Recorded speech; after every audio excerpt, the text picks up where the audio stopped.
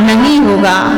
क्योंकि वन में जाने से यदि परमात्मा मिलता तो शेर का जन्म तो वन में ही होता है, उसको परमात्मा मिल जाना चाहिए। गीदड़ का जन्म तो वन में ही होता है, उसको परमात्मा मिल जाना चाहिए।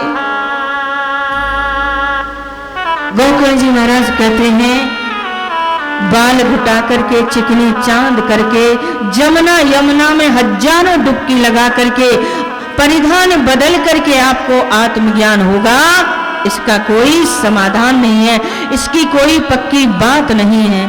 केवल वन में जाने से भक्तों कुछ नहीं होगा।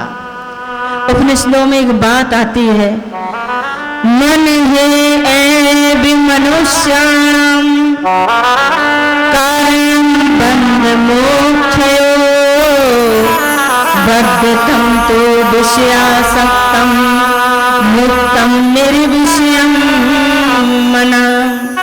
जान दीजिए, ये मन, ये हमारा जो पूरा शरीर है ना, केवल भक्तों एक मन ही सबका केंद्र है। मन ही बंधन का कारण है और मन ही मुक्ति का कारण है। मन यदि विषयों के प्रति आकर्षित होता है, आसक्त होता है, तो हम बंध जाते हैं। और मन की अनासक्ति ही भगवान से मिलाने वाली होती है। कबीरदास जी महाराज ने इस श्लोक पर कुछ लिखा है भक्तों,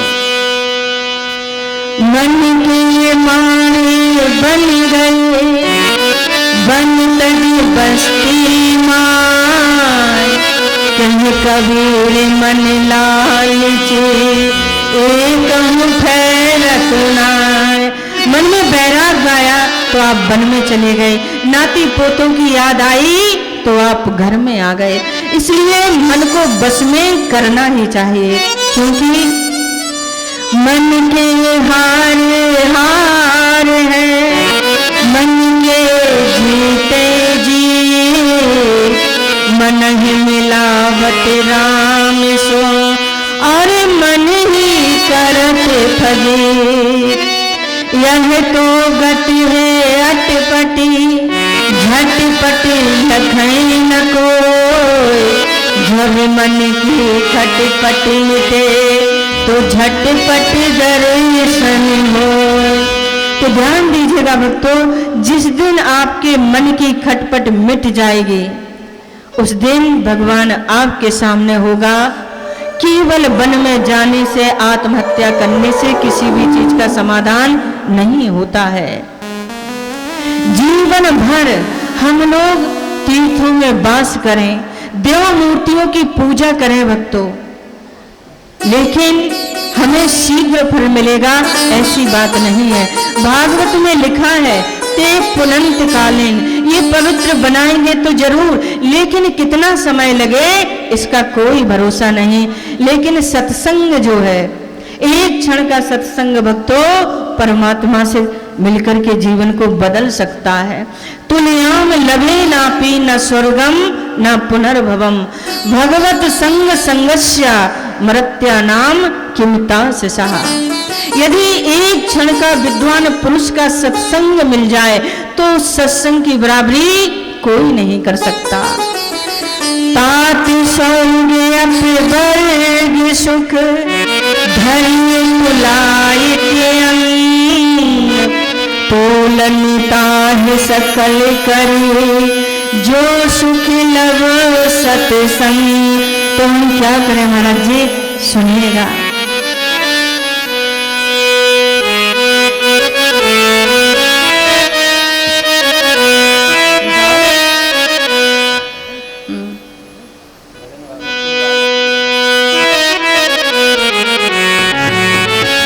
बड़ा सुंदर भाव है।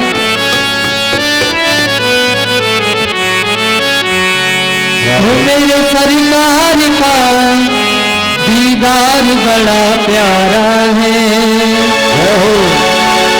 मेरे सरकार का दीदार बड़ा प्यारा है। ओ कृष्ण मेरा प्यारा बड़ा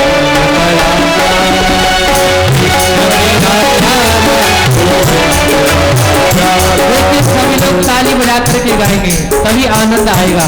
तो जितने भी बैठे सभी आप लोग ताली बजाएंगे और प्रेम से हमारे हमारे साथ बोलेंगे।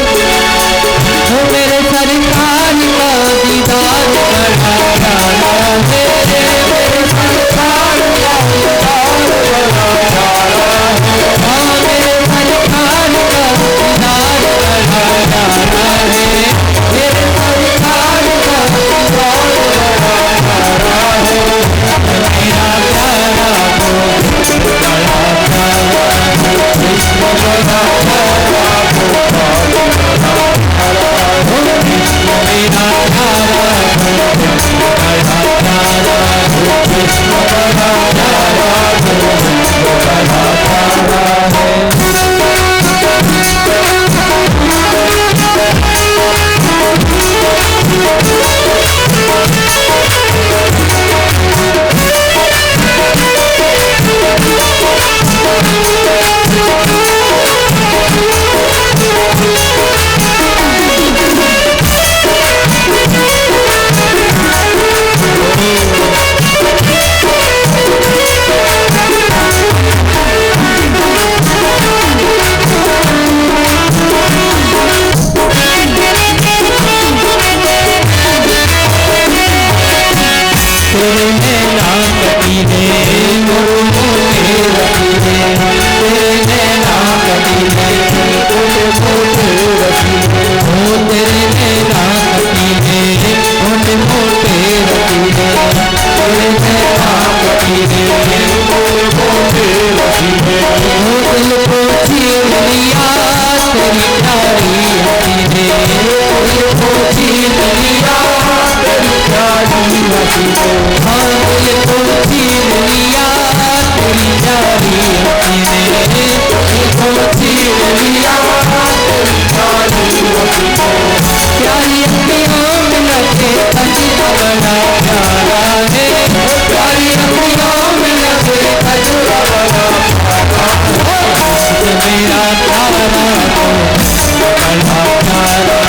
कृष्ण बड़ा प्यारा हो बड़ा प्यारा हो, कृष्ण मेरा प्यारा हो बड़ा प्यारा हो, कृष्ण बड़ा प्यारा हो बड़ा प्यारा है।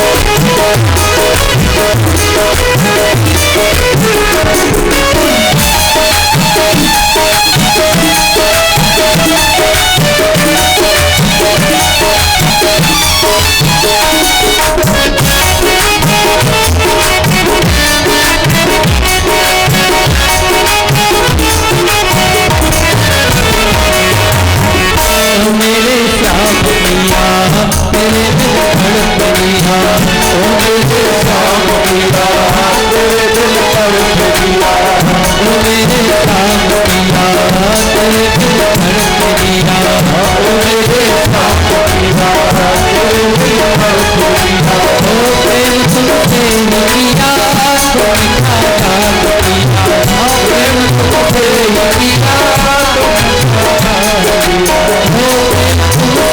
किया, मीठा जान किया, तुमसे किया तेरी आँखों में, हाँ तेरी आँखों में तेरे मेरा तारा है, तेरी आँखों में तेरे रंग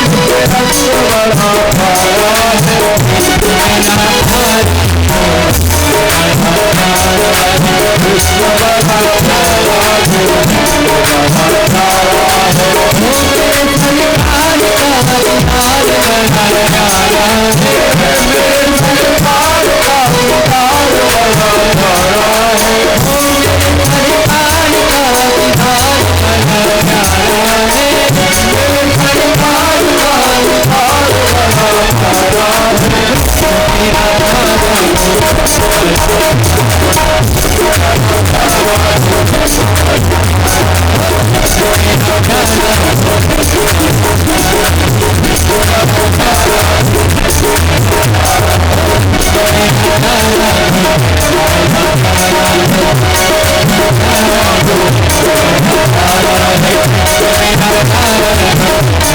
दीदार बड़ा प्यारा है, मेरा बोलो श्री वृंदावन बिहारी लाल की जय, जय जय श्री राम। श्याम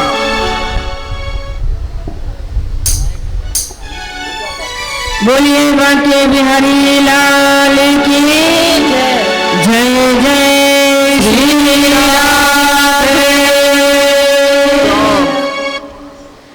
तो कहते हैं गोकर्ण जी महाराज कि आपके मन में वास्तविक निष्ठा है तो जरूर आप वन में जाइए, नहीं तो घर को ही मंदिर बनाइए और एकांत में बैठ करके आत्मचिंतन करिए। बड़ा अद्भुत उपदेश किया गोकर्ण जी महाराज ने, और आत्मदेव जी महाराज ने उसी रात्रि में घर छोड़ करके वन में चले गए। श्री कृष्ण माप नियतम दशमस्य पाठा, कहते हैं भागवत के 10वें स्कंद का पाठ किया और भगवान श्री कृष्ण के चरणों की भक्ति को प्राप्त कर लिया। धुंधकारी बोला अच्छा हुआ पिताजी कहते थे ऐसा ना करो वैसा ना करो, झंझट खत्म हो गया। माँ को डांटने लगा और माँ से द्रव्य मांगने लगा, जब नहीं दिया तो माँ को पीट दिया। कहते हैं धुंधली देवी को इतना क्रोध आया कि रात्रि में उठ करके गई और कुआं में जाकर के आत्महत्या कर ली। गोकर्ण जी महाराज ने अपने मन में सोचा जहाँ भगवान का भजन नहीं, जहाँ भगवान का अनुकथन नहीं, वहां पर रह करके मैं क्या करूंगा। तो ध्यान दीजिए भक्तों, गोकर्ण जी महाराज भी तीर्थ यात्राओं पर निकल गए। एक पुत्र की वजह से भक्तों पूरे घर का विनाश हो गया। पिता जंगल में चला गया, माँ ने आत्महत्या कर ली और भाई तीर्थ यात्राओं पर चला गया। धुंधकारी के दुर्गुण बढ़ गए, 5-5 वेश्याओं का संग करने लगा, लेकिन सोचने लगा इनको इनके घर जाने की जरूरत क्या है, अपने घर में ला करके रख लिया। बड़े बड़े डांके डालने लगा और लूट करके एक दिन बहुत सारा धन लाया, पलंग पर आकर के विश्राम किया, सो गया। इधर वेश्याओं ने सोचा कि राजा की नजर इस पर पड़ गई है, हम लोगों को भी इसके साथ में दंडित होना पड़ेगा। तो सोते हुए धुंधकारी को रस्सियों से बांध करके जलते हुए अंगार मुंह में दे दे करके मार दिया और गड्ढा खोद करके जमीन में गाड़ करके सारा सोना चांदी लेकर के वहां से भाग गए। बहुत समय हो गया तो गोकर्ण जी महाराज ने सोचा अब अपनी जन्मभूमि के लिए चलते हैं, क्योंकि जननी जन्म भूमस्य स्वर्गादपि घरी असी। जन्मभूमि हमारी जो होती है वो स्वर्ग से भी भक्तों प्यारी होती है।